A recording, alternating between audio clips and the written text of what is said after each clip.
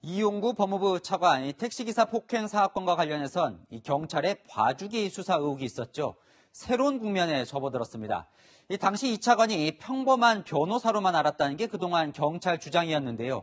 진상조사 결과 이 차관이 공수처장 후보로 거론되는 유력 인사라는 사실을 파악했었던 것으로 드러났습니다. 박건영 기자입니다.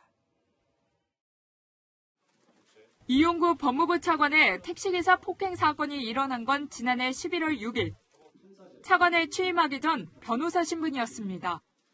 하지만 단순한 변호사는 아니었습니다. 법무부 법무실장 등의 이력까지 더해져 초대 고위공직자 범죄수사처장 후보로 언론에 꾸준히 거론됐던 상황. 이런 사실은 폭행 사건을 수사했던 서초경찰서 주요 간부들도 수사 중 파악했던 것으로 경찰 진상조사에서 드러났습니다. 택시기사를 상대로 피해자 조사가 예정됐던 11월 9일 오전, 서초서 형사과장은 업무용 컴퓨터로 공수처장 후보로 거론된 이 차관 관련 기사를 봤던 걸로 드러났습니다. 서초서장에게도 보고는 이뤄졌고 최초 출동한 파출소와 담당 형사팀 등 직원 10여 명에게도 이 차관이 누군지 전달된 걸로 알려졌습니다. 앞서 논란이 불거진 지난해 12월 경찰청에선 서초서에선 이 차관을 변호사로만 알았다며 담당 형사들이 전지전능하게 경력까지 하는 건 무리라고 했습니다.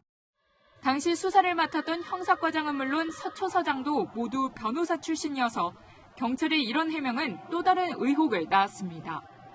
진상조사 결과 서초서 간부들은 결국 허위 보고를 한 셈인데 경찰은 두 사람에 대한 직무배제는 없다고 밝혀 또 다른 논란이 되고 있습니다. 당시 서초서장과 형사과장은 조사가 진행 중이라 답할 내용이 없다는 입장을 밝혔습니다. 채널A 뉴스 박건영입니다.